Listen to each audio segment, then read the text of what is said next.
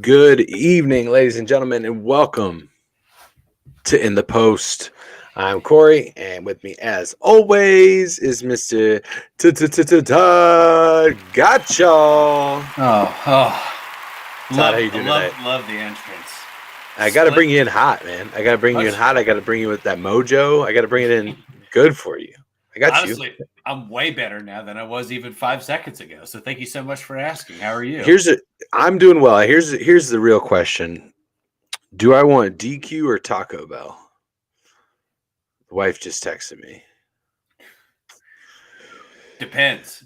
Have you ever tried Dairy Yes, Queen I will. chicken? I will need depends post either Yeah, way. Yeah, that's facts. Have you ever dipped Dairy Queen's chicken tenders in the gravy? I have actually never gotten Dairy Queen without ordering just a Blizzard. I've primarily utilized Dairy Queen as a Blizzard source That's fair. only. That's Only. fair. So, I mean, we didn't really grow up with like restaurant Dairy Queens around, We didn't. right? We So didn't. when I came up here, there's one right around the corner from the townhouse, and I was like, I just want chicken tenders, and they're like, well, do you want to dip them in gravy? And I said, yeah. I think yes, I do actually want to dip my chicken tenders in gravy. Rick, thanks for liking the video, buddy. It's kind of a game changer, honestly. Here's the thing: the expectation is low, right? Like it is a very clearly Tyson chicken tender that's brought in frozen, but then you're dipping it in sausage gravy. So then the next thing you know, your palate's kind of blown away. And you're rock hard. Yeah, So stiffy, full stiffy. yeah, I just you know what? But I can't, at the same time, I can't decide. I can't decide, and I met my wife at Taco Bell though, believe it or not. So That's um, fair. I can't go against Taco Bell. Would it be? I already had Taco Bell this week, so that is an issue. That said, I'm more than 24 hours removed from my previous Taco Bell experience, and thus no holds barred. It's like I haven't had it. Yeah, it's like I haven't had it in a month. I've shit it out already. It's gone. Yeah. My body is it's withdrawn from the Taco Bell at this point, from the dog food. So all right. Well, so here's the question. What is your standard Taco Bell order? Standard Taco Bell order. 1 Crunchwrap Supreme. 1 Fiesta Potato Soft Taco. And 1 Doritos Locos Taco with 10 fire sauce packets. Because you're just drowning it all in fire sauce. Consistently, yeah. So the strategy with the Crunchwrap, Rob, what's up, buddy? What's going on, man? Thanks for dropping by.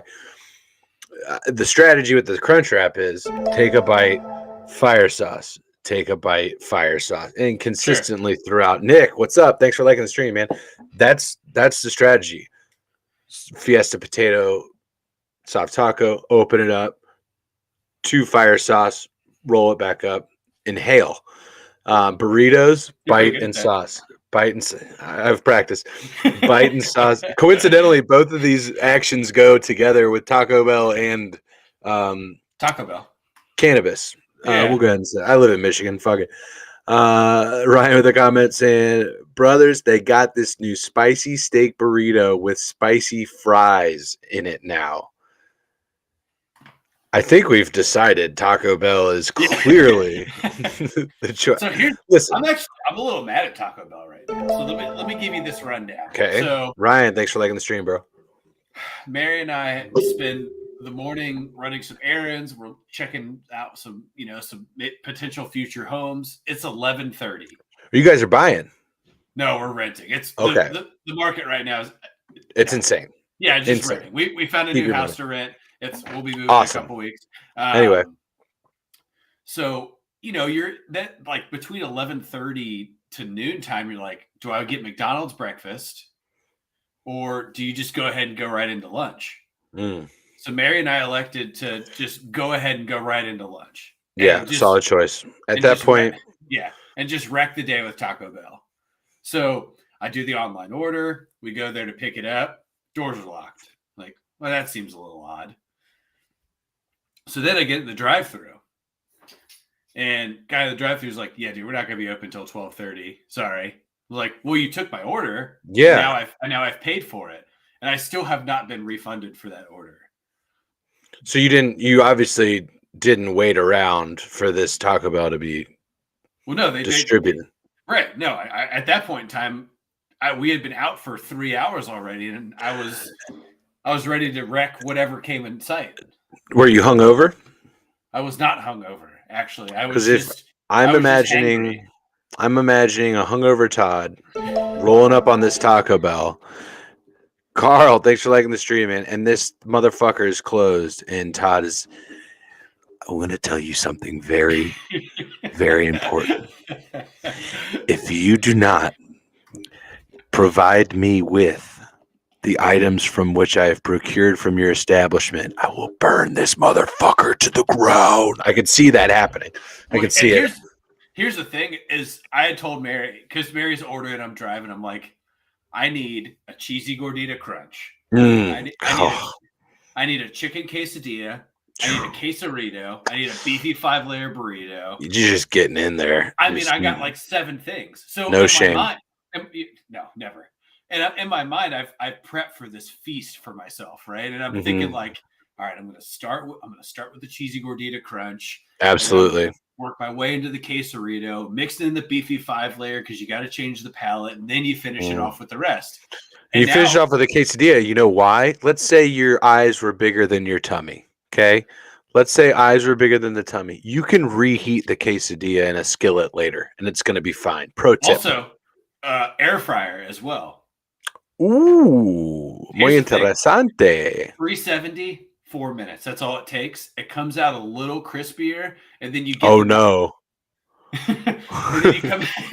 Oh no! And then here's a pro tip that I learned actually from a Taco Bell commercial, and then we will talk basketball eventually, but. We'll get there. Get a side of nacho cheese. Insert your sauce of choice. Pour it in there. A little mixy moo. Next thing you know, you have a queso of sorts. So I did something similar when I used to work at a Buffalo Wild Wings. Take a 3-ounce sauce cup, and I would layer it. Asian Zing, ranch, Asian Zing. Ooh. And I'm telling you, man, it tasted like sex feels. It was amazing. It was so good. So good. That sounds incredible. And Asian Zing, there's best Asian sauce on the Zing, planet. And then there's the rest everything of else. Sauce. Yeah. There are many, you know what? And now I go to any other wing establishment, I'm looking for their comp. Like Thai spicy chili, like there's Thai sweet chili or whatever the fuck they have. I'm getting it because it's so fucking good. It is amazing. Yeah. Ryan says, I'm a huge fan of smoking legal medicine and bashing on $30 worth of Taco Bell. We've all been there, right? Yeah, and that's actually not that hard anymore. I've noticed. I went on a lunch run for me and one of my employees, and I was like, "Yeah, I'm gonna hit Taco Bell. Anybody else want anything?" He was like, "Yeah, here's $10. That should more than cover it." It didn't. It's like the fucking cheesy gordita crunches are like $5 now. It's insane. It's nuts, bro. It's just like if you go grocery shopping and then you look at you fill up the back of your truck, van, SUV, whatever, and you're like, oh shit, this doesn't even cover the base of the trunk, and I just spent $230. What do I do now? I put less than 3/4 of a tank in the Yukon the other day, and it was $70 fucking. Gross. I'm in the wrong business. I'm in the wrong business. Getting out of podcasting, I'm getting into oil rigging. I'm going to be fucking Daniel Day-Lewis from There Will Be Blood. I drink your milkshake. I drink it up. Listen here, Eli. I want you to say you are a false prophet. That's me. I'm going to do it. Well, all right.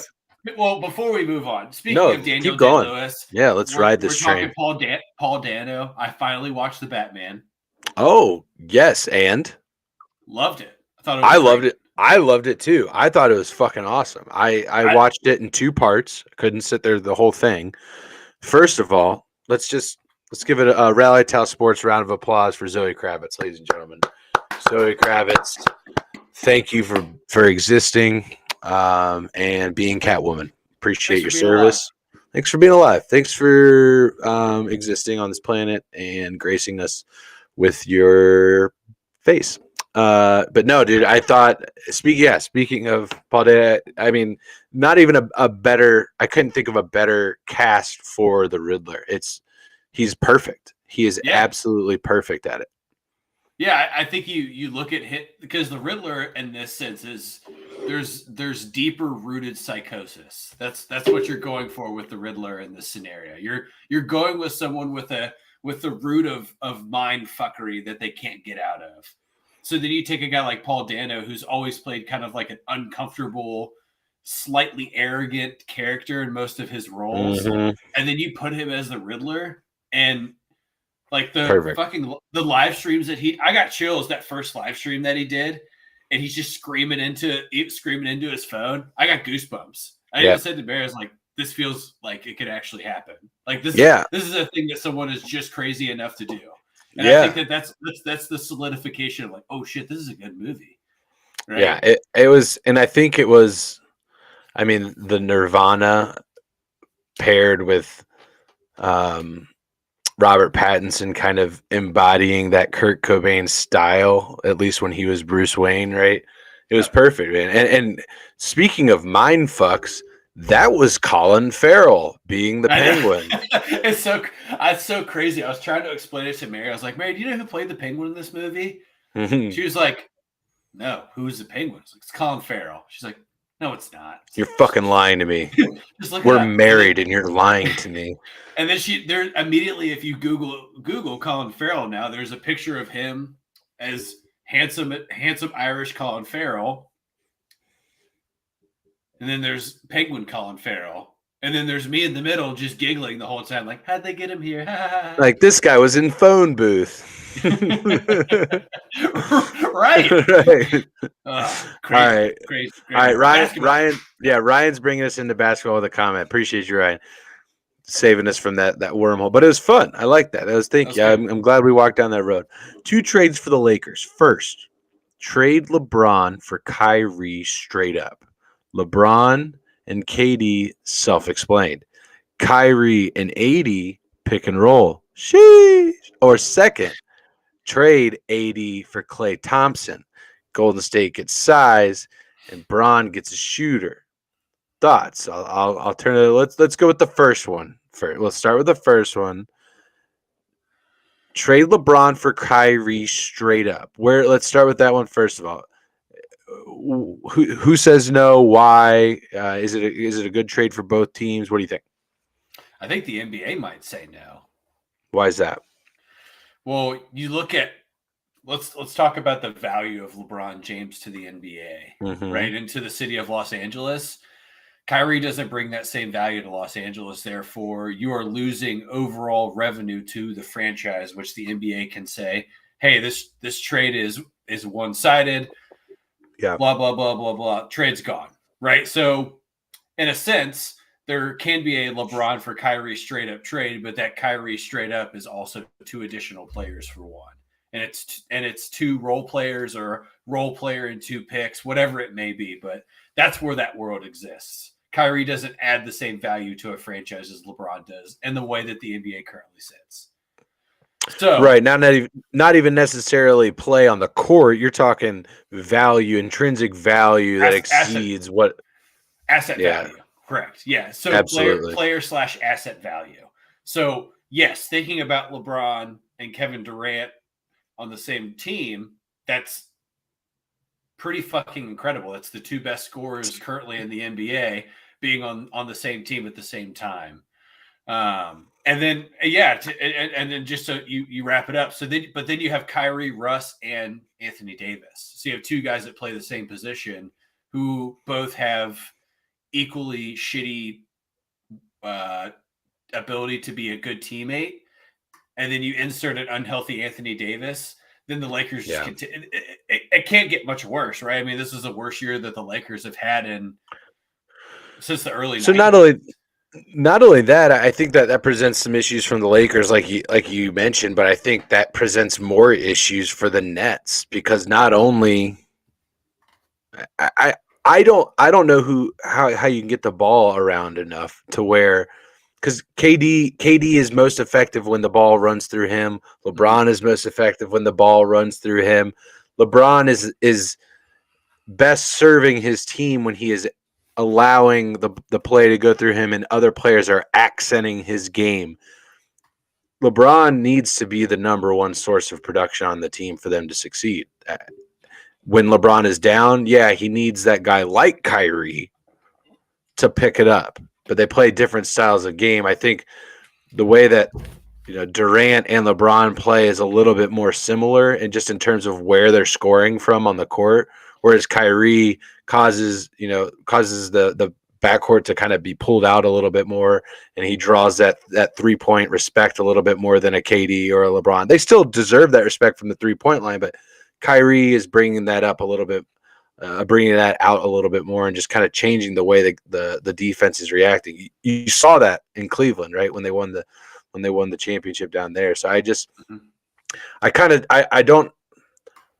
don't know. I'd be interested to see. I would love to watch Durant and LeBron play a full season together. That would be so much fun. Well, but and the thing is that now Kevin Durant is he is not a minority owner of the Gotham Football Club.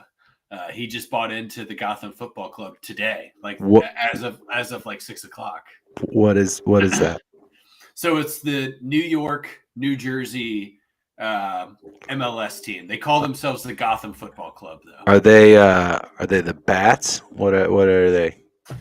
What does their logo look like? I'm curious. I mean, I know soccer clubs don't really have mascots, but like Chelsea has the lion. Arsenal has the cannon, and I'm curious. Columbus Crew has the village people. Let me see if I can. How's that look? I mean, it's mirrored, obviously. It's mirrored, yeah. But that's the gist of it. So is that like similar to what FCC was prior to same league, prior to being in the MLS, or? So right now they are Gotham is in the MLS. Interesting. They are actively in the MLS. Okay. All right, partially owned by DC. Does DC have any cred to this? I'm sorry. Let me rephrase that. The women's professional soccer league, not. Okay. I keep saying MLS. The WMLS. Yes, or the WO. It's the Women's Soccer League. I think they call it the NWSL. I think is what they call it. Right. Yeah. The National Women's Soccer League. Okay. I said it 20 times after I read it. Like, don't call it the MLS. You're gonna botch it. I botched it. It's fine. Whatever. But moral of the story is that that tells me that Kevin Durant is trying to root somehow into Brooklyn, into New York. Well, see, I'll push back on that because LeBron did shit like that in Cleveland, and he's gone. You know what I mean? Like, he started up his own school in Akron. Like, he's got roots everywhere. He's lived in Los Angeles since I think like his second year in the league is when he moved out to LA. So he's lived on the West Coast for a long time. Right. So I think KD is just a savvy business person, and he's making his investments where he should. But let's get to this other part here.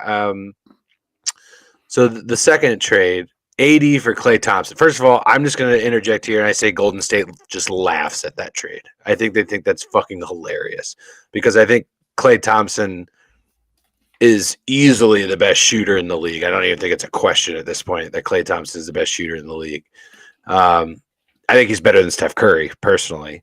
I think the offense runs through Steph, and so Steph scores more and makes better plays. But in pure shooting stroke, it's Klay Thompson. Klay Thompson is the best shooter in the league.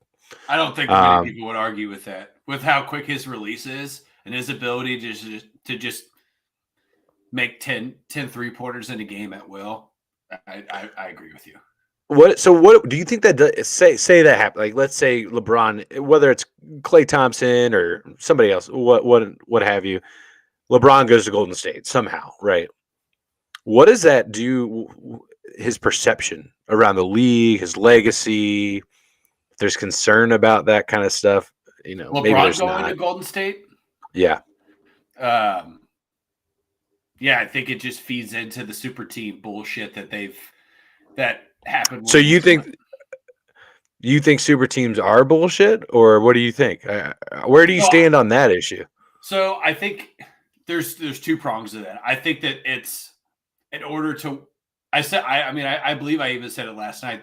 To be in the NBA Finals, you have to have 3 tiers of scoring, and traditionally, the 3 tiers of scoring now intermingle with the super team, right? KD, Klay, Steph in Golden State, Bosh, Wade, LeBron in Miami. Like those are the 2 quickest examples where you added value from 2 guys to 1 who was already there, and then you create this team where there's 3 guys that could score. Each one could score 30 plus in a night. Right? So look at the most previous champion though. You look at the Milwaukee Bucks; they didn't have that. Right? Yeah, they have role players around there, but I guess the counter is they have the best player in the league. I mean, So I guess in theory they don't have the 3. They have 2 of the 3 prongs of scoring between Giannis and Chris Middleton, because Chris Middleton is a guy that he legitimately can drop 30 in a night, and then you maybe sprinkle in like a Drew Holiday being able to step up and be a big scorer. But you're right, Milwaukee doesn't fall into that. That's where I think the super team thing doesn't always work. And now you insert the 2021-2022 Los Angeles Lakers. I mean, the 3 of the top, let's call it top 8 players in the NBA are on the same team right now. At least top 15. I think we could say top 15. I think definitely Russ has fallen off due to performance this year. Well, it's due to ever since he's left OKC, he can't fit into a team. Yeah. Right. He's officially become a James Harden-esque player, where everywhere he goes, he's an issue. Right. And you can't do that in the NBA anymore. If you're going to be an all-star, if you're going to be a superstar, you have to be able to fit in wherever. Otherwise, you're not going to win. James Harden. Right. We're seeing that right now. That's where I think the super team thing doesn't really work, because look at a team like Phoenix, for example. They didn't have to create a super team, and they've had the best record and the second best record in the last 2 years. I just don't know. It's the 3 prongs of scoring that gets Phoenix there. I just don't think the super team always coincides with that anymore. And I think you create more locker room issues with 3 massive heads of guys that have been a superstar or the best player or the top scorer on a team, and now you've lost that. But here's the thing: LeBron and Anthony Davis, when both healthy, work excellent with each other, and they play great because they complement each other's game really well. And I think Russell Westbrook actually fucked that up for Los Angeles. I think that he interjected into the flow that LeBron and AD provides, because Russ is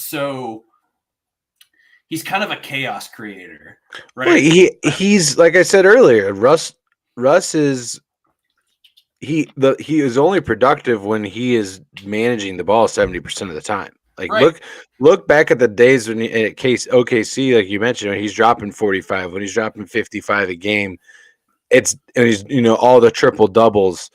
It's because he is 80% of that offense at OKC. That's why. Yeah. Right. Yeah. And not only that, you had guys shying off rebounds so that he could get to that double-digit rebound stat. Serge Ibaka spent more time clearing out the paint to let Russ get rebounds than he did actually grabbing rebounds. Yeah. Yeah. I mean, so there's something to be said about that. I think there's something to be said about the fact that they never won. In OKC, they never got there. Either him or James Harden. I think they've both proven that they aren't enough. They're second tier guys, in my opinion. I don't think James Harden is even a top 5 player in the league. I have trouble putting him in the top 10, to be honest with you. I really, really, really do. Yeah. I think he's a kitschy player. I think he's not a fab. That's not what I'm trying to say, but he's got a shtick, right? That's what I mean. He's got a shtick. He's got his thing that he does. He can get to the foul line and get high numbers. That's what James Harden does. Right. James Harden is not going to influence your offense that much. James Harden's going to be able to put points on the board. Sure. But if you need a guy to take over a game, if you need a guy to lock down somebody and then motivate your offense to get to that next level, like a LeBron, like a Giannis, like the Steph Curry, all these guys that have achieved the highest level in the NBA, James Harden ain't fucking doing that. Russell Westbrook isn't fucking doing that. This is not who they are. And that's fine, but we've put these two guys, specifically these two, right? Ever since the disbandment of the big three, the natural big three, right, in Oklahoma City, ever since the disbandment of that, we've put those two specifically on the same level as like a Kevin Durant, and they're just not. They're just not even close, in my opinion. Yeah, so I think it's interesting that James Harden and Russell Westbrook both created such high value. Do it too, buddy. Created such high value for themselves. And a lot of that has to do with, I think, the impact on fantasy sports in the NBA. I mean, you look at both of those guys. Those guys were number 1, number 2 picks in a fantasy basketball draft because they're such prolific scorers. And then everybody, so now more people are creating this hype around these guys as being these prolific, these big time players in the NBA. But you're right. James Harden is an average, below average defender and his prime. Let's talk Rockets. James Harden, sure, average to below average defender, above average ability to get to the free throw line, but still only an average scorer. Right? You look at his field goal percentage. And here's the thing, if I shoot 30 times a game and I'm in the NBA and I'm shooting at least 40% and I get to the foul line 20 times a game, I'm dropping 35 a night too, right? That's how that works. Basic math gets you there. And that's what James Harden did for 5 years in Houston. And Houston they don't have a pot to piss in. They never made it past the second round of the playoffs the whole time he was there, if I remember correctly. Even with the best record in the NBA. Yeah. Remember, was it 2019, 2018? Yeah, 2018. James Harden won the MVP, which is the biggest fucking heist deal that has ever happened in the NBA, in my opinion. LeBron James not winning the MVP in 2018 was just mind-blowing. James Harden won that. I think the Houston Rockets had the best record in the league, number 1 overall seed in the West, lose in the second round. Don't even make the conference finals. They lose in the second round. Yep. That being said, currently the 76ers are down 10 to the Miami Heat with 8:02 left in the fourth quarter. Going down in South Beach, James Harden is a whopping 6 of 15 from the field, 1 of 5, behind the arc with 18 on the board, 18 points, 3 boards, 7 dimes. Less than 50% from the field. I mean, and guess what? Enough said. No Joel Embiid. So you bring him into the equation to be your scorer, and he's not there. He's not there. Yeah, look, a healthy 76ers team beats the Miami Heat, in my opinion. I think Joel Embiid is enough. Obviously, Jimmy Butler is who Jimmy Butler is. And he's got 20 tonight, 7 of 12 from the field, having a really good game right now. But you got to remember, this is playoff Jimmy Butler. Jimmy Butler is a different player than regular season Jimmy Butler. He's proven that every single year. But I do think the Sixers win this series if Embiid is out there. I just think they're a better team. I don't think that's going to happen though. If Joel Embiid he had didn't he have a fractured elbow in concussion protocol? Is that the latest on him? What have we heard on Joel? So let me look it up real quick because I know that there was for sure out 2 games, potentially out up to game 4. We'll keep you guys up to date on this game as it's going through. 7.5 to go. Later tonight at 10 o'clock, you got the Dallas Mavericks taking on the Phoenix Suns. A facial fracture. and a Facial. concussion. Oh, sweet Jesus. Todd, we got something happening right now. Hey, babe. Oh, she's getting the sauce. We did it. Oh shit! We did it. What an excellent wife you have. I don't think there's been any debate whether or not I have an excellent wife. That is a fact. I don't think if there's any question there. Just the fact that I'm sitting here doing a podcast alone is a amazing feat. So let's give it up for Katie. We get it up for Zoe Kravitz. Let's give it up for Katie. All of the sauce. Wow. Okay. You need a couple of these? No. No? Okay. Thanks, babe. No. Love you. Love you. This is Hey, everyone. her hands are in. There's my wife. She's real, I swear to God. Oh, this is sublime. Fantastic. Sorry, before I was Taco Bell bombed. We were on James Harden. You were talking about Joel Embiid, facial fracture, concussion protocol. What's the status? So, according to Doc Rivers, he feels that he'll be likely for Game 3, but this article says more likely coming back for Game 4.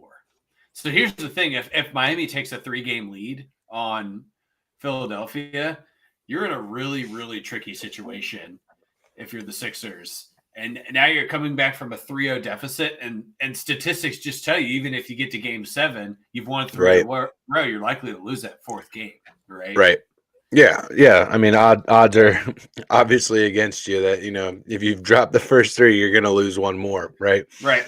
I mean, even LeBron in the historic finals comeback, it was a 3-1 deficit, if I'm not mistaken, right? And here's the thing is Tyler Herro, who just won 6th Man of the Year, is playing out of his mind in the playoffs as well. Which he's kind of in that same vein too, right? I mean, look at bubble Tyler Herro, right? Yeah, bubble Tyler Herro was unbelievable. What's his deal? What's his deal off the court? Is he like a cool dude? Is he kind of a douchebag? I think he's a douchebag. Yeah, I think that's where I'm going. I'm sure you remember after that bubble year, he was all over. I mean, even in high school, before he got to Kentucky, he was all over social media. He was just like slamming porn stars and stuff, wasn't he? Yes, probably something like that. But I mean, good for him, right? But he had a great bubble year. He did not play as well last year, and then this year he's had right. I think he's had 10 total games with 30+ points. For a 6th man, you can't really ask for much more than that, right? And he is legitimately score only. He can't play an ounce of defense. All right, Ryan's coming in with a question here. Trivia question. We're getting to trivia early tonight. Which player was drafted out of St. John's in 1999? Is known for earning numerous technical fouls. Is an excellent defender at the forward position. Do you want to guess? No, go ahead. So this man, don't you? I do know. Is historically known for his role in the Malice at the Palace. Ron Artest? It's Ron Artest. Love it.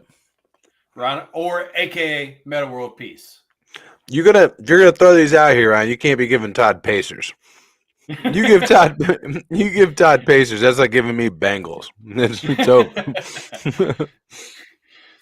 It's interesting though, because I don't think Artest was drafted by the Pacers though. So I remember. So you said you were actually watching that game on TV, right, when it happened? No, so I was in the car with my dad, and we were coming back from a Purdue Miami of Ohio basketball game in Gene Keady's last year of coaching, and I'm listening to an announcer unfold this situation. What's up, Taz? And the announcer's like, "Oh, they just threw a beer on Ron Artest," and my dad's like, "Oh shit, that's bad." And then we get home, and my brother is going absolutely insane, right? Like we walk in and Nick is standing at the door. Like, did you hear what happened? It was crazy. Ron Artest went in the stands. He's trying to punch fans in the face. My dad's like, no, he didn't. And then all you have to do is just, at that point in time, I'm dating myself here, but the Time Warner days, you just turn it to channel 30, which is ESPN and Bucks County, and it's nothing but everywhere, just going nuts, right? And it was, to me, like, it was awesome. I think it was great. So yeah, it was. I mean, it was a huge black eye for the NBA. Like, yeah. Shut the fuck up. That was fucking nuts. That was sick. Awesome. Same. Obviously, we graduated the same year. We're same age, but for me, I had a morning ritual getting ready for school. There's either one of two things, depending on what mood I was in. I was either watching MTV AM, which was back when MTV had music videos only in the morning though. There's still TRL in the afternoon, but in the morning they would just run music videos on loop. You had your Float On, Modest Mouse, Feel Good Inc. by the Gorillaz, like all your classics, right? Yeah. So if I wasn't doing that in the morning when I was getting ready, it was SportsCenter, right? You just flip it on, you're eating your breakfast, you're finishing your homework, whatever you got to do before you're out the door, right?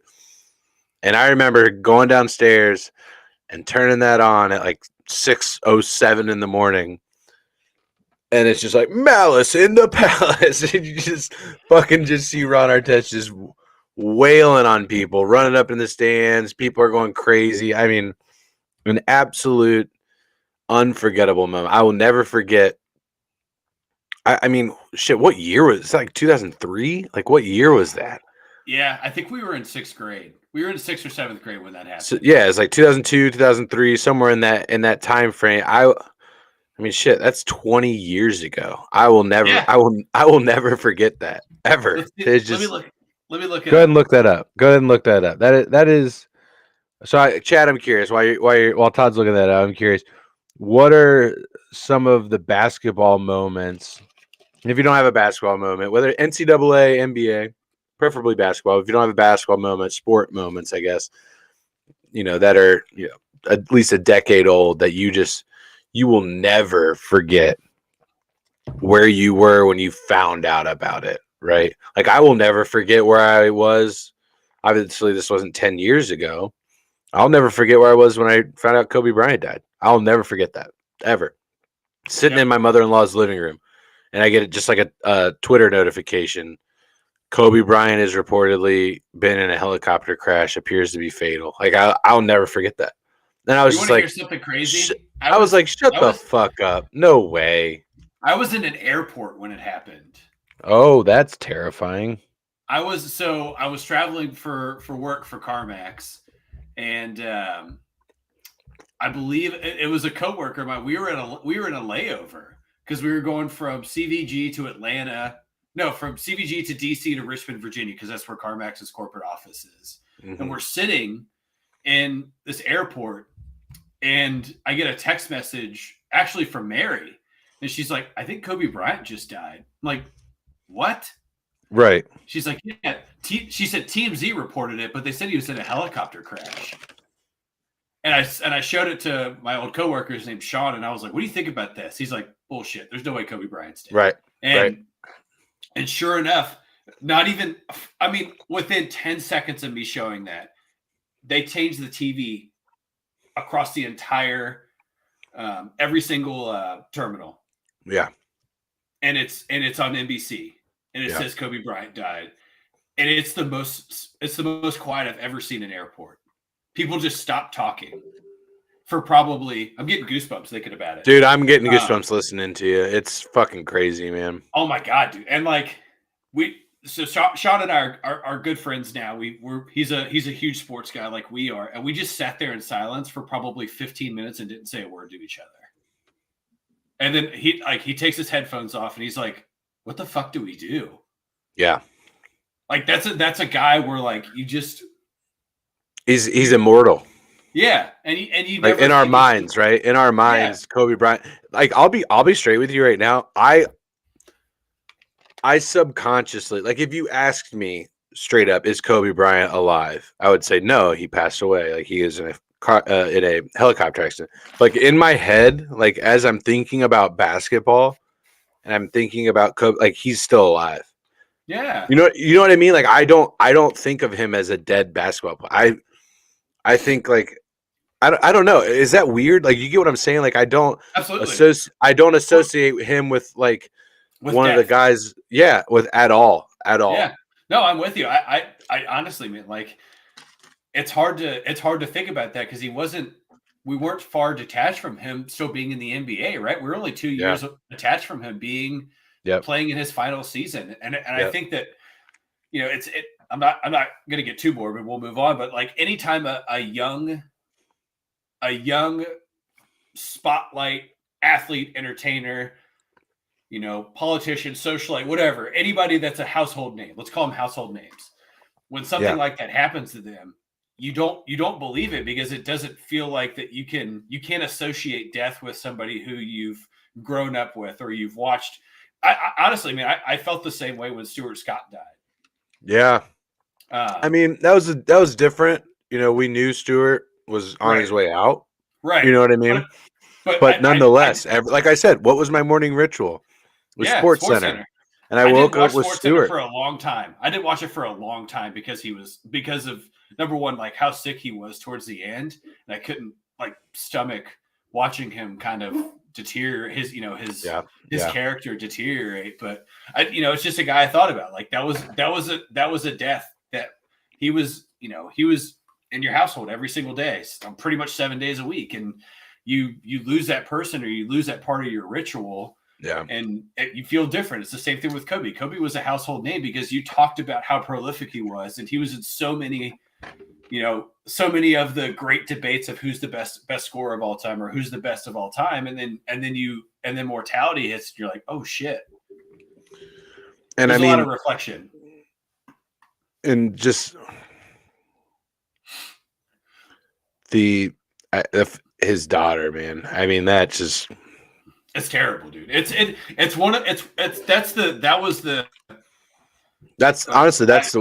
worst part. That's the worst part of it all. I mean, she's, yeah, being a parent and having a little kid, and he was, I think they were on their way to one of her games or practice or something like that, and just a huge moment, and that I'll never forget.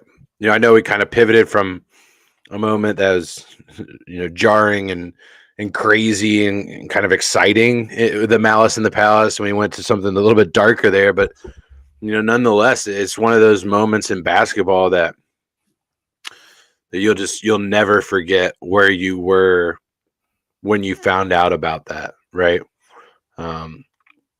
So any other moments, chat, in basketball, they don't have to be that sad and dark, but any other moments. Ryan brought up a baseball one that I think is interesting, and I don't know if you know this or not, Corey. When he talks about Kyle Farnsworth and it was Brian, I thought, or Paul Wilson, where you know that scenario. I don't. Maybe remind me. So Kyle Farnsworth was a pitcher for the Cubs at the time. And Paul Wilson charged the mound, and Kyle Farnsworth literally picked him up like a rag doll and slammed him on the ground. And like the bench clearing, all this stuff, it just like stopped for a second. It's like when Robin Ventura got his ass kicked by Nolan Ryan. Like there's just a scenario where you know that you've lost. It's like, let's just make sure no one dies here today. Right. The thing, I think that at that point they're like, oh shit, he could have just really fucked this dude up. And Kyle Farnsworth was an animal. I mean, he was probably 6'6", 6'7", and threw 100-mile-an-hour fastball, which was an anomaly at that point in time in baseball. Right. And, he was really intimidating. And I remember that moment. That's a good one. And then he brought up Andre Johnson and Cortland Finnegan. I don't remember that one. Is that the? I feel like it was like Andre Johnson. Is that where he spit in his face? Yes, I think that's the scenario. So I remember He I spit think he Andre spit Johnson's in. face, right? Yeah, Cortland Finnegan spit in Andre Johnson. I think that's what happened. If not, that absolutely happened in the NFL. Maybe it wasn't those two guys. I remember Well, that was a Bill Romanowski did it too at one point in time. that is a different human. That is not a human actually. Yeah, he was a fully juiced mythical All right. creature at that point in time in his life. Let me get an update here on the Sixers. As we look right now, they're down 94 to 106 to the Heat with 3:45 left to go. The Heat looking to take a 2-0 lead on the 76ers to advance to the Eastern Conference Finals. They would take on the winner of Milwaukee and Boston, which we've got a 1-1 series going on as they move back to the TD Gardens. I believe that's where they're playing. They're going back to Boston, right? They're shipping up to Boston. Dropkick Murphys, get ready. No, they're actually in Milwaukee. They were just in Boston. Oh, okay. For some reason I felt like Milwaukee had the had home court. Anyway, they took one. Milwaukee took one from Boston in the first game of the series. Not the case last night, though, Todd. What happened? What happened out of the Garden last night? Well, I think we call that in the sports world an ass beating. Yep. That's a good old fashioned ass beating, and that was brought on by the hands of Jason Tatum and Jaylen Brown. Jaylen Brown, who's played excellent, and towards the end of this season and into the playoffs, and then Jason Tatum continuing to show his worth in the NBA as being in the top tier conversation. Where do you put him? You put him top 15, maybe? I do now. After this season, I put him in the top 15. I think you could argue that he gets into the top 10 if Boston takes the series and he continues to play well. Because I think that if they beat Milwaukee, they make it to the NBA Finals. Because I truly believe whoever wins the series gets into the NBA Finals for the Eastern Conference. Really? So, I do. Yeah, I firmly believe that. I think you got the two best teams in the East sitting there. Yeah, playing each other right now. I think I'm okay with that. So that kind of brings me to a question that I put out last night for Town Hall, and I'm not sure if you guys got to it. I don't think you did. Are we witnessing the shift of power happening right now? We did not, because I wanted to talk about it tonight. Because I wanted you and I to talk about it. No, thank you so much. Over the last 10, 15 years, roughly. Are we there yet? No. 10 years. Last 10 years, the Western Conference has dominated the NBA. It hasn't been close. Quite often, you're getting sub 500 teams out of the Eastern Conference getting into the playoffs. Right. That still happens, right? Are we kind of in that point now as LeBron is moving into the twilight of his career, as you're having non-super teams such as Phoenix start to take hold of that conference? All of the power is kind of starting to shift to the East. Do you think so? Where are you landing on that? So I think it's an interesting conversation, because you look at the tier of talent that's in the Eastern Conference, right? So you look at, right now there's 4 teams that stand out in the Eastern Conference. It's Miami, it's Boston, it's Milwaukee, it's Philadelphia. Right, because we're seeing those 4 teams put up some. They had really, really strong years. You know, outside of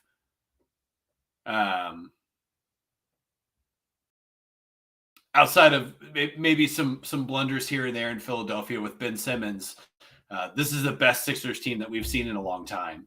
And then I think that second level, the Brooklyns, the Chicago, the Toronto, and now we're talking about the Hawks and the Cavs, and even the Hornets now. The Hornets had a winning record at the end of the season. That second tier to me still feels distant from the top tier, right? And here's why. I think that Toronto, particularly when you get into Toronto and the Hornets and yeah, so I think Toronto and Charlotte are slightly removed from the equation of being above the curve. I think Brooklyn is a move or two away from being back above the curve again. I think Atlanta is pretty much right there. I think Atlanta has really figured out how to utilize everyone they have, and they didn't even get to play John Collins that much this year, who is an excellent big man who will do very well once he's healthy. I think you're seeing more teams in the East compete because the younger guys that they're drafting and developing, because you got to remember a lot of times in the NBA still, most franchises they don't get to sign and deal, and get these big veteran contracts and do all that shit. They have to draft and sign and go through summer league and work through your G League and all this shit to get to where we are. And I think you look at a team like Charlotte, and Charlotte's a really good example of that, right? And you look at what they've done in the last 2 years in the draft.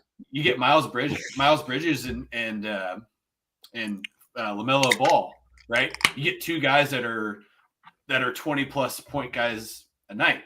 And then I can't get LaMelo Ball off my fucking TV. I can't do it. He's fucking everywhere, man. He's everywhere, and he's done. Look, regardless of how big of a piece of shit their dad is, he's a good basketball player.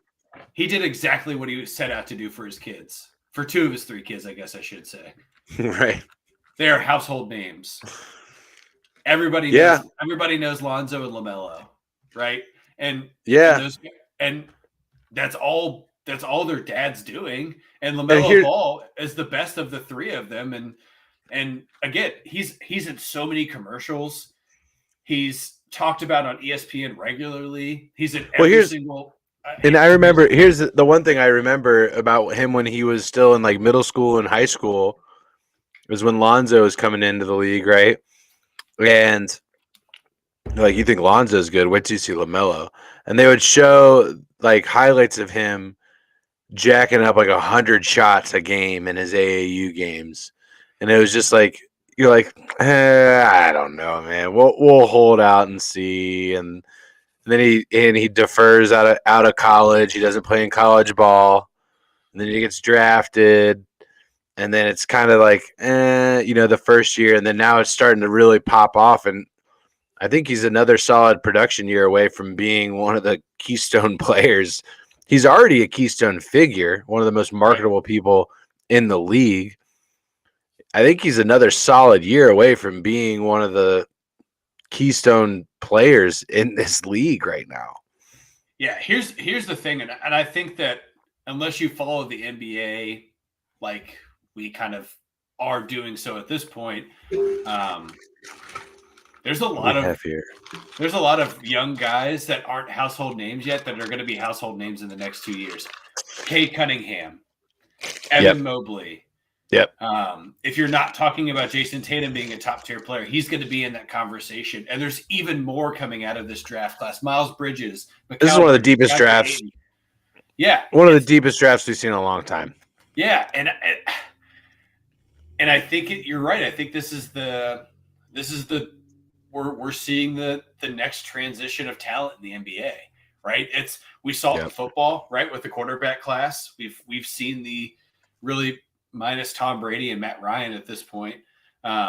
You've seen all the young quarterback get in and change the way that the trajectory of the game goes. And now you're seeing the same in basketball. You're seeing every team has a 6-7 point guard now. Like it's just crazy. I mean, when Magic Johnson played for the Lakers in the late 70s and being a 6'9" point guard, it was they laughed at the Lakers for doing that. Yeah. Right? Like they thought it was ridiculous. Jerry West would have had wanted nothing to do with Magic Johnson because he was he was too much for a coach to handle. Who wants a 6'9" point guard? Right? and now it's like a staple. If you don't have it's called small ball now. Yeah. It's crazy. You're rolling out there with 6'5" and like, oh, the small unit is out there for the Clippers. It's like, right. What? Crazy. And it's honestly, if you're not super acclimated to the NBA and you're not sure where to start start after this draft and start getting comfortable with it, because you're going to see some guys that are going to become household names in the next 2 years. And we'll be talking about, hopefully, to you guys for the foreseeable future on this podcast about these guys being top 10 players and guys like LeBron and KD and Kyrie exiting the NBA and these guys entering it. And I mean, Anthony Edwards is one of the most exciting players that I feel like that I've watched in my lifetime of watching basketball. And we're just seeing him kind of scratch the surface of getting comfortable and being a star. So it's a good time to become an NBA fan. We had that lull for a while where this gap from LeBron to current, like there weren't a ton of guys where, you know, you take out really like Steph Curry is a guy that became like a superstar, but really there's not a ton of that in between there, because even a guy like Derrick Rose, he faltered by injury so quickly. He went from being, you know, having one of the best years in the history of basketball to now he's just a role player for the Knicks, and we're not even talking about him. And so that brings up, you know, another good point is I think the league was kind of counting on Zion to be that next guy. You know what I mean? Adam Silver and the rest of the NBA were like, we've got it. Like, we've got our next torchbearer, you know, as MJ, and Kobe was there for a little. And then no disrespect to Kobe Bryant, it was LeBron next, right? It was MJ to LeBron. Those were the figureheads. Right. Not talking about skill, not talking about ability to score, not talking about killer instinct, none of that. Face of the league is what I mean. LeBron James, when he entered the league, he was the face of the league. Michael Jordan, for a long time, face of the league.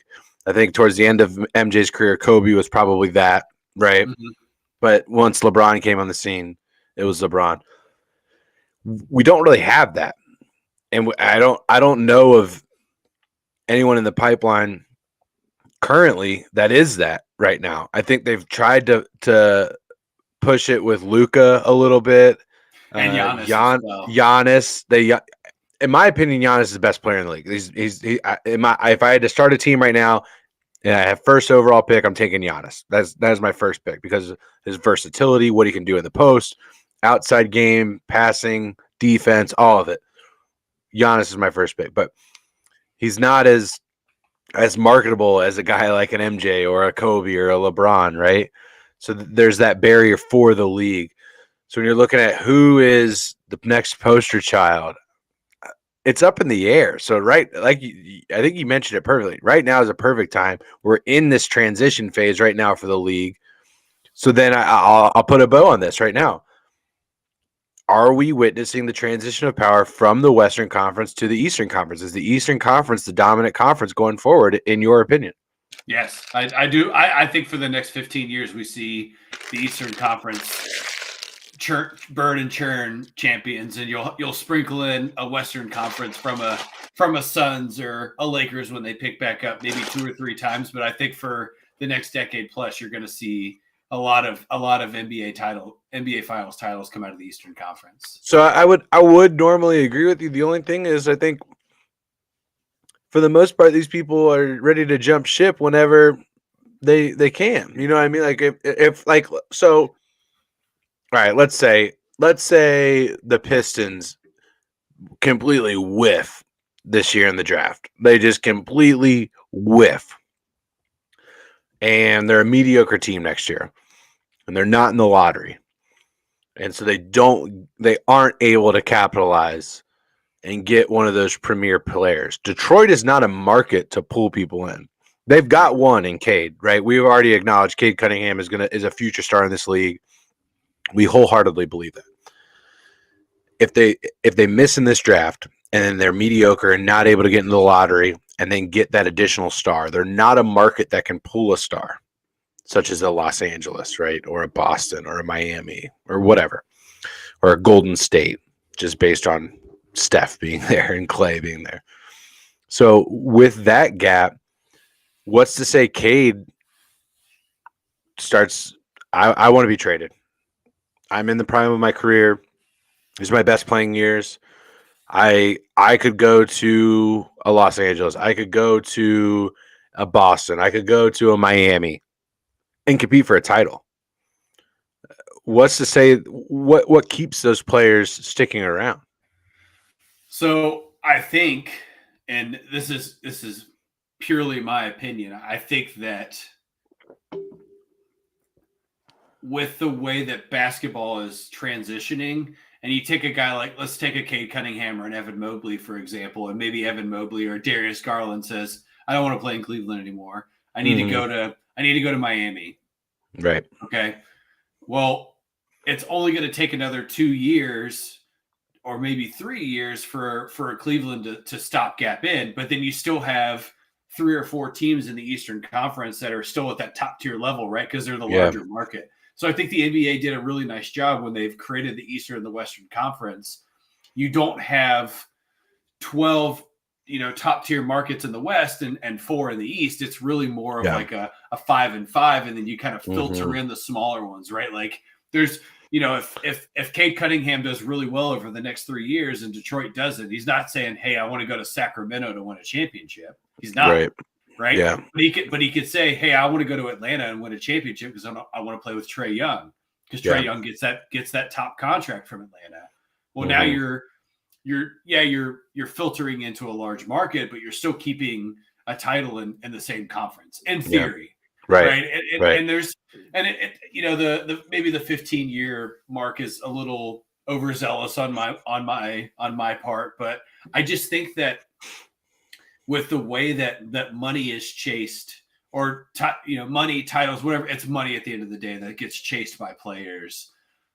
There's enough on both sides of the NBA line that you could fill that in there. And I certainly hope that we don't get back to you got to play with four of the top names to get to a title, because you're still seeing it not always consistently be successful. Right? Like you said, you just used Milwaukee. Milwaukee won the NBA Finals last year. Toronto 2 years prior to that. Yeah, and those aren't teams that are going out and signing LeBron-esque players. I mean, really, Toronto won that title with DeMar DeRozan and Kyle Lowry and Fred VanVleet, right? And am I missing somebody? And the Claw. Yeah, the Claw. Kawhi. Oh yeah, that's right. I forgot Kawhi Leonard was on the Raptors then. I forget that he was in Toronto that year. He's the main reason they won. Yeah, sorry. That was like a year. That was a year before I picked the NBA back up. That's okay. But yeah, I just think that I don't know. Even Toronto. Toronto's a huge market for professional sports. Yeah. And it's kind of just now getting to the point where it's getting tapped in because the Blue Jays are now becoming a really good baseball and they have Drake, so yeah, who's fully bought into everything Toronto sports right now. He's bought into whoever wins, I think. Yeah, that's why he was a Wildcat fan for a while. So the final is wrapped up in Miami, taking a 2-game lead over the 76ers, winning tonight 119-103. We're underway in Phoenix. Just 10:30 left in the first right now, as Phoenix is up 5-0, blanking the Mavs, as they currently lead that series, I believe 1-0. There's one other game that happened last night, and pretty much all the news going around ESPN, NBA, NBA Live, everything like that going around. Memphis, Golden State. More specifically, Draymond Green. Todd, what the fuck is going on with the previous Spartan and one of the most interesting characters in the NBA? So, in game 1, Draymond Green decides that he is going to commit a flagrant 2 against Brandon Clark. Right? He's coming off of a pick. He decides high in the key, right at the top of the arch. Yeah. So he decides that Brandon Clark is his next victim, and he grabs him by the jersey and throws him down on the court. Because he's an instigator, right? And I'll get into what go ahead. So here's my thing about Draymond Green. Draymond Green is a guy that's hold on. Go tell us what happened. So he commits a flagrant foul. He pulls him to the ground. He's got flagrant 2, I think it was. Right. And also flips off all of the Grizzlies fans as he gets ejected. As he's ejected from the game. Now the following night, or excuse me, 2 nights later, game 2, right? Right. So Dylan Brooks goes up and commits a flagrant 2 against Gary Payton II, as he likes to be called, fractures his elbow. Steve Kerr absolutely loses his fucking mind, says Dylan Brooks broke the unwritten NBA code, the player code is what he called it, the player code, which according to Steve Kerr is that that if you are to retaliate, you never retaliate with the intent to commit a legitimate, like, physical long-term injury like that. Because technically, Gary Payton was up in the air. Dylan Brooks hard fouls him. Gary Payton has no way to catch himself. He falls on his right elbow. Game over, right? So Steve Kerr's pissed. But my counter to that is, if you're Steve Kerr and you've coached and had to exist within Draymond Green's world for close to a decade at this point, you just need to be prepared for this, right? And I think that Draymond Green is a guy. He's the best thing that I could say about Draymond, or the best way I can describe him, is that his intent now as a player, and not 5 or 6 years ago, because 5 or 6 years ago, Draymond was able to back it up with real ability to come into a game and change the dynamic with, his ability to be an undersized rebounder and scorer. But now Draymond is a role player for Golden State. And now his role is that he's an enforcer, or an instigator rather, right? Because Kendrick Perkins. Yeah. Yes. His intent is to go out there and to create as much chaos as possible. And Draymond is good at it because he doesn't go after the best player, right? Draymond Green isn't going out, if they're in this game, he didn't go out and try to take out John Morant, right? Because the player code says don't take out the other team's best player. You're hurting the entertainment of the game. So Draymond Green just picks Brandon Clark as the person that he's going to take it out on for game 1. Sure. But then Draymond Green's all pissed off about what Dylan Brooks does, and basically says, like, hey man, that's not how we do this shit. Well, if you are somebody like Draymond Green, how can you question the intent of a foul when we're not super removed from Draymond Green, like, so teabagging guys left and right? I mean, it was 4 or 5 years ago where Draymond Green was a notorious teabagger, and like thought it was hilarious. It is fucking hilarious. It is fucking hilarious. What do you mean thought it was hilarious? It is fucking hilarious. Draymond, so here, I get what you're saying. And the best analogy that I can put is by comparing two guys that aren't even the same sport, but I think you're going to get where I'm going with this. Ndamukong Suh versus Lance Stevenson. Okay. Ndamukong Suh, malicious in intent. Very, very talented, but malicious in intent with his antics. Stepping on ankles, twisting legs, knees, poking eyes, things like that. Lance Stevenson, pestering, blowing in ears, just committing hard fouls at times, but more often than not, the aim is to get you off your game, to get you thinking about Lance Stevenson and not thinking about what am I going to do when I get back and set up on defense, right? That's Lance's game. That's what he does, and he's good at it. And I think Draymond's good at it too. I think Draymond flirted with a little bit of the Ndamukong this other night, in that it was a hard foul. Could it have been that he went to grab the jersey and then it just happened to be that he pulled him down to the ground? I personally don't think Draymond meant to rip his face down into the ground. I don't think that that's how it happened. That being said, it looks a little sketchy. It looks a little sketchy, but I still put him closer to that. If these are the spectrum of douchebag in sports, and Ndamukong and Lance Stevenson, I put him a little bit closer to the Lance Stevenson side. That's fair. And look, I think that's the instigator role, right? Right. It's I know you're going to outmatch me in athletic ability, but let me get inside your head and just change your head. The Bengals have one of those, by the way. His name is Trey Hendrickson. Yeah.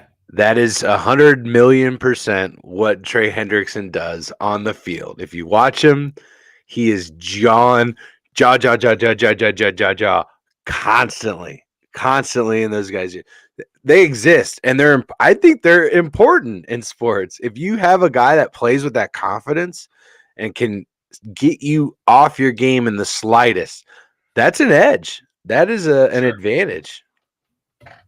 Yeah, I don't know. I'm at a point where maybe this is I'm allowing my personal opinion of Draymond Green to get in the way of seeing both sides of it, but I'm just fucking sick of him being in the NBA at this point. I really am. I don't think he doesn't he used to add value. Yeah. He did. He legitimately added value to Golden State at one point in time. But now it's just like I don't know. It's like a comedian that continues to go on tour, right? But they're continuing to use the same shtick over and over and over and over. There's a reason why the fucking the redneck comedy tour doesn't exist anymore, right? Because people I love that it's called the Blue Collar Comedy Tour, and you automatically say the redneck comedy tour. I used to call it the Jeff Foxworthy comedy tour, and everyone knew exactly what you were talking about. Absolutely. Like, there's a reason that doesn't exist anymore. That shtick got old. Yeah. Draymond's shtick. Get her done. Yeah. It's just old to me now, and I think that I need to see him exit however he decides he wants to exit from the NBA, and then let the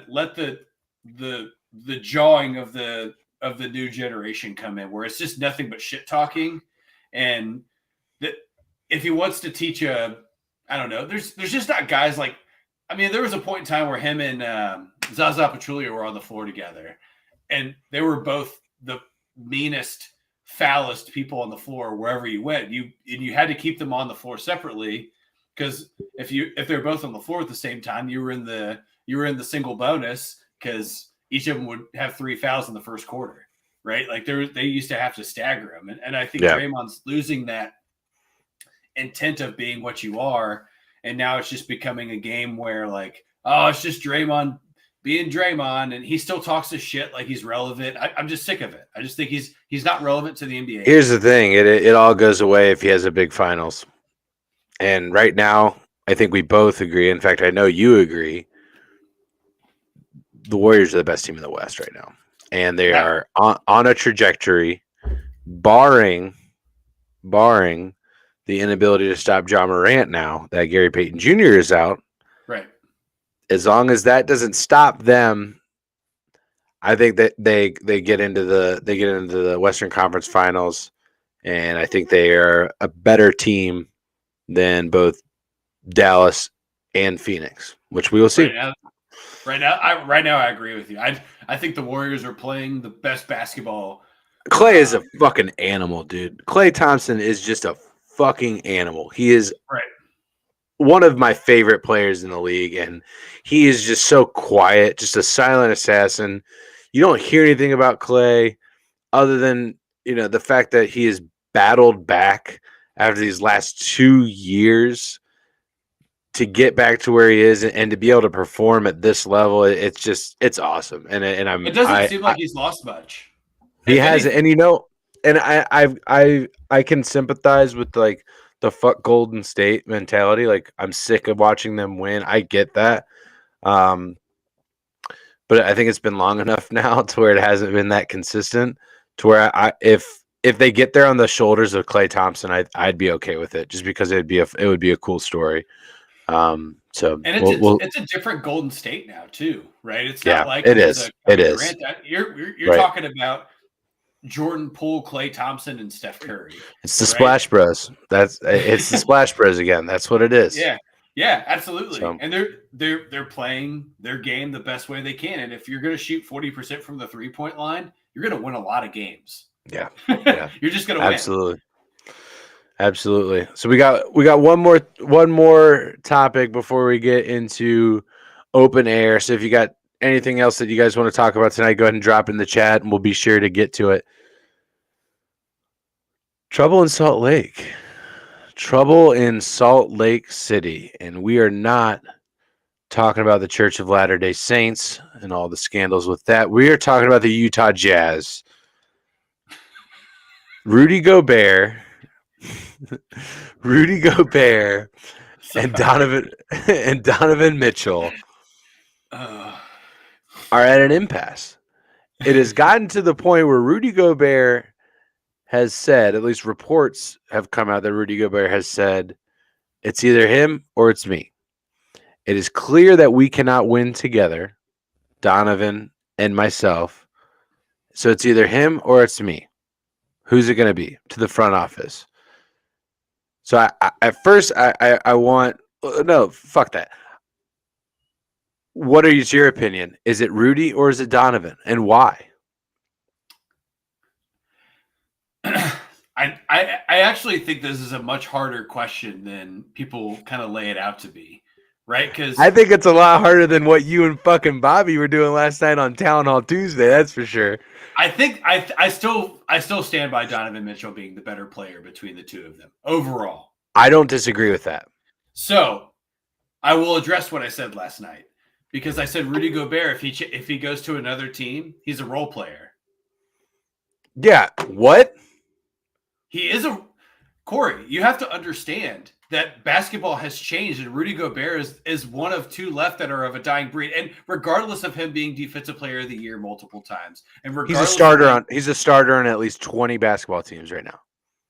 At least, but he can still be a role player though as a starter. Okay. I misinterpreted what in my head when I hear role player, I'm man off the bench is where I'm. Okay, I'm coming out of that. So I see Rudy Gobert as a role player because now the offense does not run through Rudy Gobert. Right, exactly. Yeah. Rudy Gobert cleans up a mess, right? Which Donovan Mitchell creates a lot because he shoots a lot. And he's not statistically, he's not a great field goal percentage shooter. No. He's good at putting 30 points on the board, but it takes him 25 plus shots to get there. Mm-hmm. Right? So that's why I think Donovan Mitchell is the better between the two of them.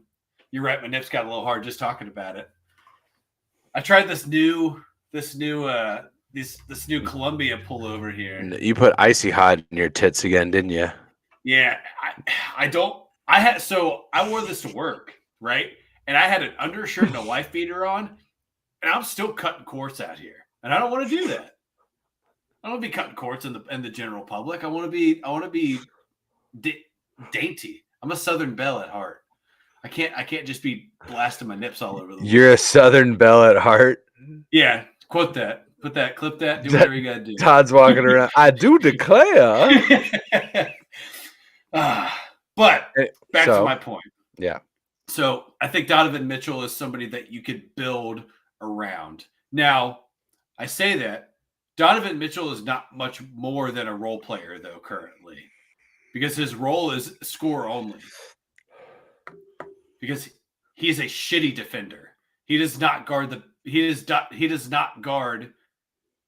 the best scorer on another team, right? They don't have him for that. That's what they have. I just lost his name. Boyan. Oh yeah, Royce Neal. Yeah, Royce Neal. That's what they have him for. He's your lockdown defender. Donovan Mitchell is there to score 30 points. That is more translatable across the NBA right now than a 7-foot rebounder. And lockdown defender. And lockdown post defender. Right? Well, not only that, see, this is where I disagree on that, because in my head, when at least the way that you phrased that, Rudy Gobert defends the paint. But that's not what Rudy Gobert can defend the entire court. And he's proven that this year, specifically against Luka Doncic. He has shut Luka down. Obviously, it didn't happen in this last previous series as the Mavericks beat the Jazz, but he has proven that he can stretch out and defend extended, right? I also think Rudy Gobert can be an offensive force if you feed the ball inside, but that's not how the Jazz have worked their offense. It's been a work it in with the guard, kick it out, and let Rudy clean up whatever's left. And yet still, he has been top 5 in field goal percentage, top 5 in blocks, top 5 in rebounds. He's still been, even though he's not a focal point in their offense. I don't think that Rudy is somebody that you don't want him being the focal point of your offense. At least that's not what we've seen, right? He hasn't demonstrated that he can be the focal point of your offense like a Joker. Like, you know what I mean? Where you're running your offense through your big man, like the 2006-2007 Florida Gators basketball team with Joakim Noah, right? We haven't seen that. I don't think you can build around Donovan Mitchell, though. Honestly, the Jazz have tried. They have tried to build around Donovan Mitchell, and it hasn't worked. They've put good pieces around that team. Right. They had the best record in the league last year going into the playoffs. The best record in the league. Didn't get out of the second round. Very similar to Houston, right? There was a point in time where they had Donovan Mitchell, Joe Ingles, Ricky Rubio, Bojan Bogdanovic. I believe they had Boogie for a minute, as well as Rudy. Or was it Boogie? Did they have Boogie? No. Paul Millsap was at least there. They had shoot, I can't remember who. Anyway, they have brought in pieces around it. They went out and got Mike Conley when the Ricky Rubio contract expired last year. It just hasn't happened. There's when you think about top scorers in the league, I don't even think Donovan Mitchell's in the top 5. He might be in the top 10 in terms of guys that are just raw takeover. I'm going to control the offense. Sure. I don't think Donovan Mitchell's there. I think he is a second fiddle. I think if you take this Jazz roster right now and add in like a Kyrie, right? Different story. The offense, Donovan Mitchell is better played with somebody else running the ball up the court, and he can facilitate from there. Yeah. I don't see him as the lead role in an effective offense. I think it's funny that we're having this conversation because in my mind, as I'm thinking about this question, I'm thinking like, well, yeah, if Jason Tatum was there, then Donovan Mitchell's good, right? Like that's where my head automatically went. It's like, yeah, give me Jason Tatum or Luka Doncic, right? Like then we can have a real conversation about this. And I think it's just two guys that are it's kind of like a career crisis, right? Where you think that your impact should create championships, and look. Unfortunately, you're in a historical franchise that doesn't win championships, and has never won a championship. No, and it's really, really hard to win an NBA title. It is really fucking hard, and it's hard to win a title in any sport, sport, right? Any professional sport. It's hard to do it, and neither of those guys are the thing that gets you to an NBA title, and I just think it's so ridiculous that they both have this mindset of like trade me or it's me or him, right? Like if you're having purely that conversation, Rudy Gobert has earned the stripes at least as a veteran to be able to have that conversation, right? Donovan Mitchell had a really good rookie year and has since been the same, has not gotten better, right? That's the thing about Donovan Mitchell where I struggle with him is he's not any better than he was his rookie year. Now, was he snubbed for Rookie of the Year? Yes, he was. Yeah. But who won that, by the way? Is that Ben Simmons? It was fucking Ben Simmons. But good job, everybody.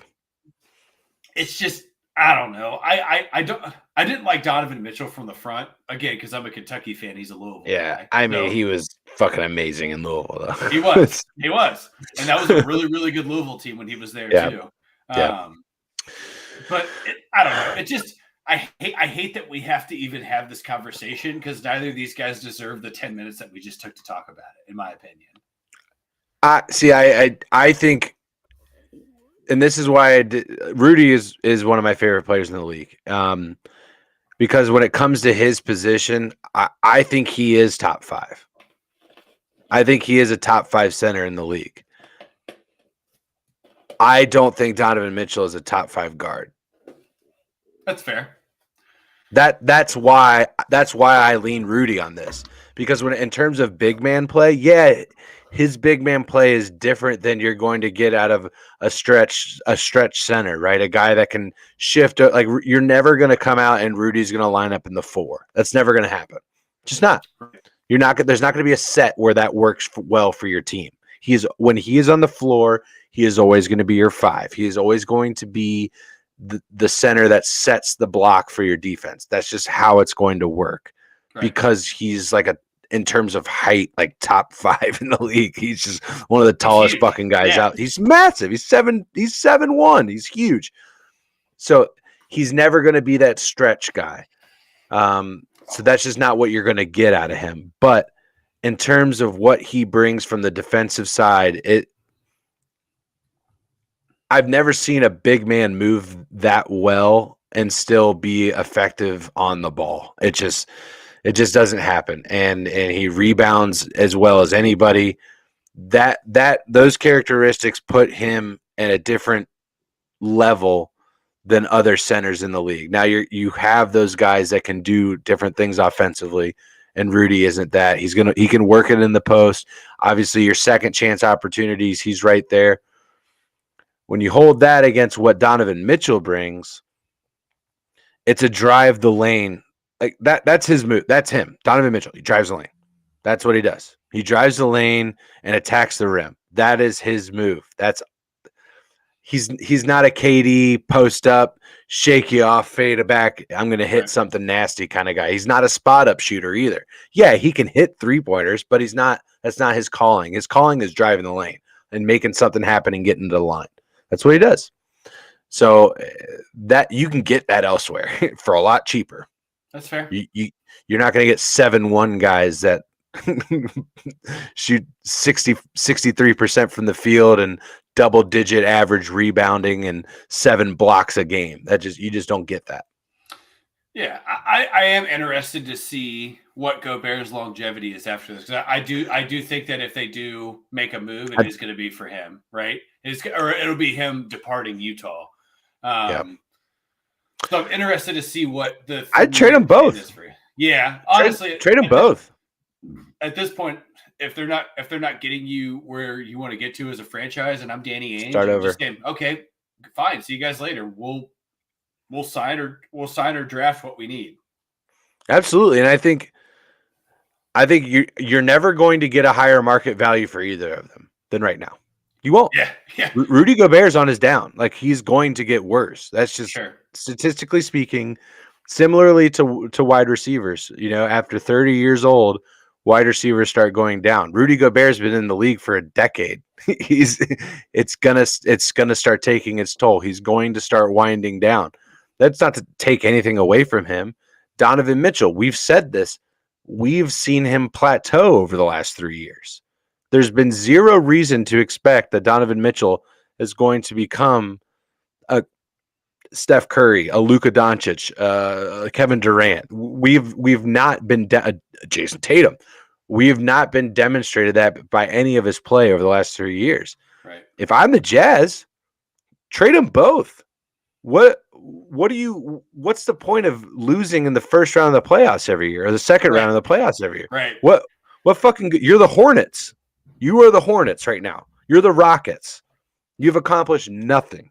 Right. Absolutely nothing. And Danny Ainge is enough of a savvy businessman to know that you can make a deal with one of those guys and you get 2 back, right? Especially Donovan Mitchell. Donovan Mitchell's a 2-guy back, and maybe it's not immediate, but you get somebody who's going to be a good scorer plus maybe an additional draft pick. Trade him to Detroit. Yeah, something, right? Here's, yeah, I don't know, but it's so funny to see a guy like Donovan Mitchell where, if we were talking about him and this is 2018, we're singing a completely different tune, right? Different tune, yeah. This guy's going to be a top 10 scorer. He's gonna bring a championship to Utah. Everything flows through him. And now we're talking about, is he even in the mix of a top 10 guard in the NBA? And it feels funny because, like, again, I was based on him being a Louisville guy. I just wasn't a fan in general, but I understand talent when I see it. And his rookie year, he was pretty significant, and there wasn't an answer for him yet. Now the answer is you're absolutely right. You keep him out of the post. Right. Yep. That's all you got to do. So. Yep. We'll see him. Maybe he'll be in a Pacers uniform. We'll see. Yeah, I think he vetoes that. I think he vetoes that one, buddy. He's ring chasing. He's ring chasing at this point. Yeah, that's fair.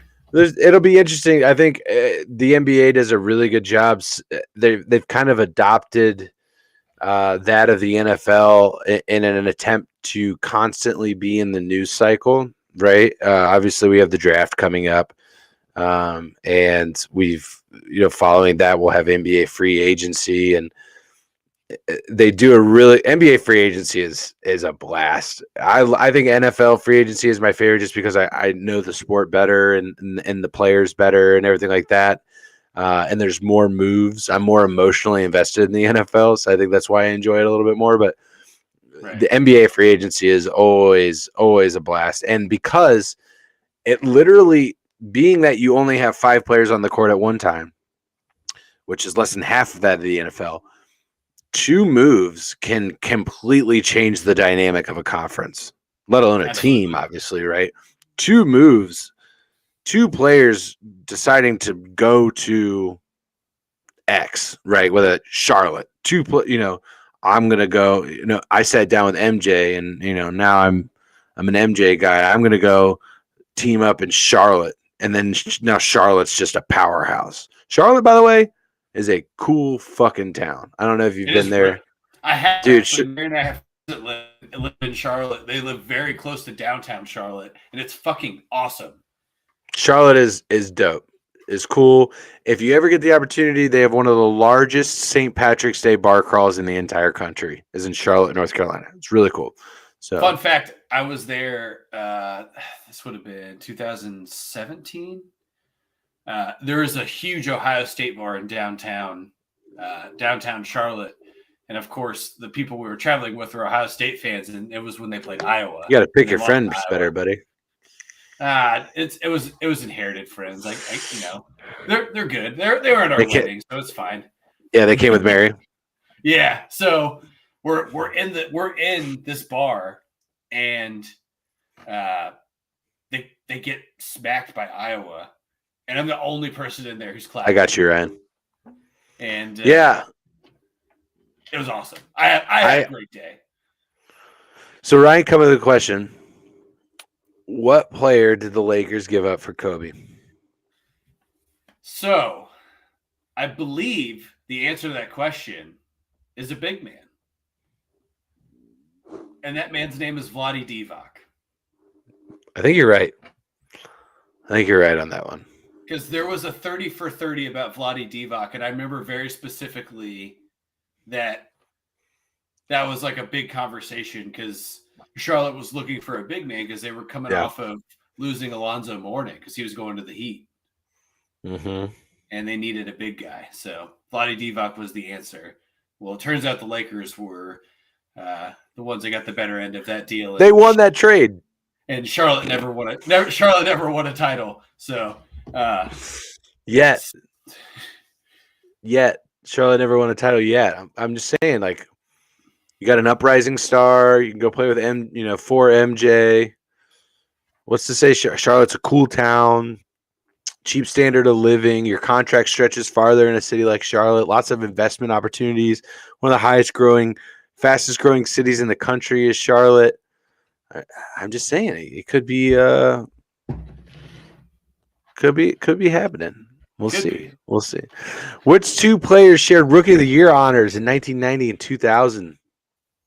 Ooh, the answer to that question.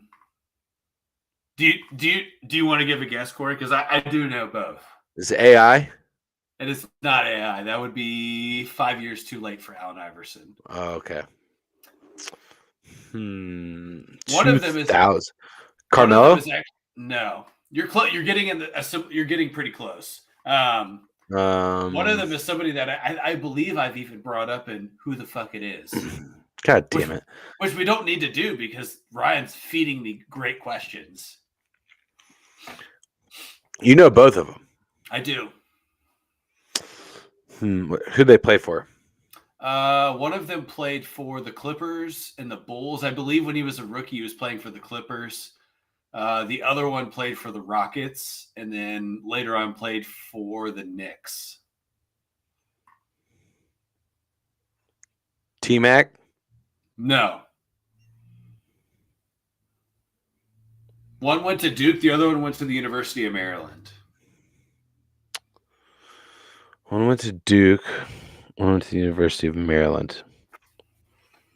I'm lost. Who is it? So the first one, the Duke Blue Devil, is Elton Brand. Okay.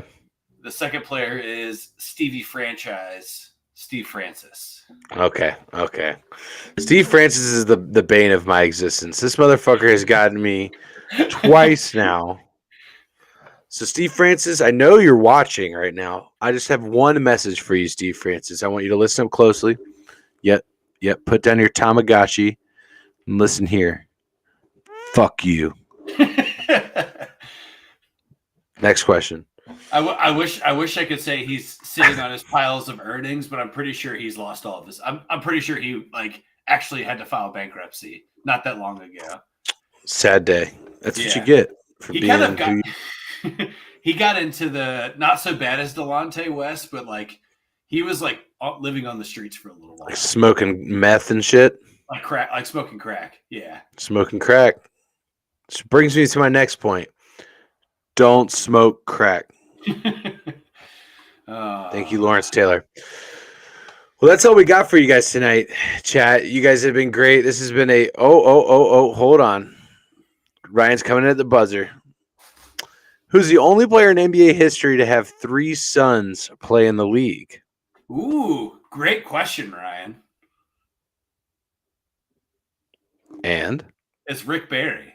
It has to be Rick Barry. From Stephen Barry's. Absolutely. Yes. Because it was, oh, shit.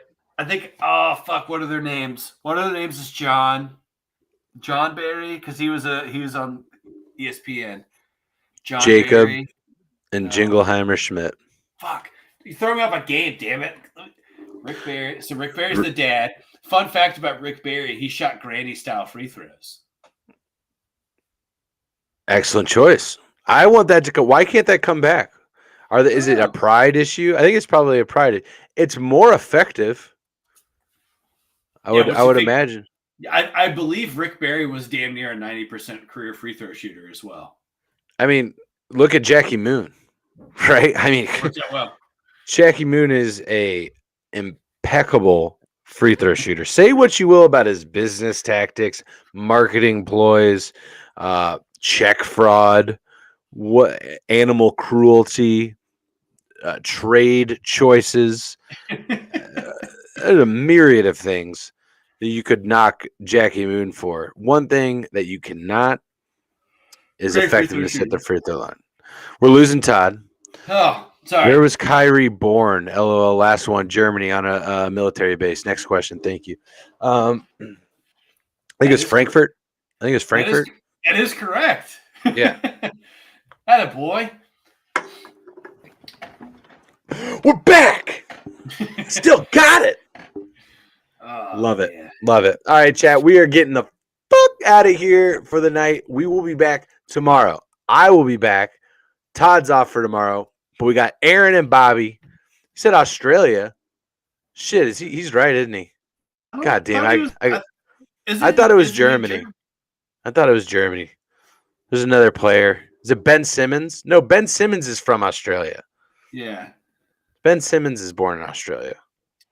He is right. He was born in Melbourne. No. It's not Melbourne. Melbourne. As the Aussies call it, Melbourne. Been watching. Got 2 3-year-olds have been watching a lot of Bluey. Oh no, you suck again. Thanks, Ryan. Appreciate that. I'm just gonna go drink, stare at the ceiling, and slip slowly into madness. We'll be back tomorrow night with Line to Gain. We got lots of NFL. We got some schedule coming out. The Bengals are not going to London to play the Saints. They're going to the Big Easy to take on the Aints and show them it's about who they, not who dat. We're going to talk about that and a lot more as it is me, Bobby, and Aaron tomorrow night on Line to Game. Be sure to tune in right around 8:30 here on Facebook, on Twitter, on YouTube. Make sure you follow us, subscribe, like, share, do all that shit. We love you guys, and it really helps us out when you do that, grow in the community. So we are going to get the fuck out of here. For Todd, I'm Corey. Thank you so much, and peace.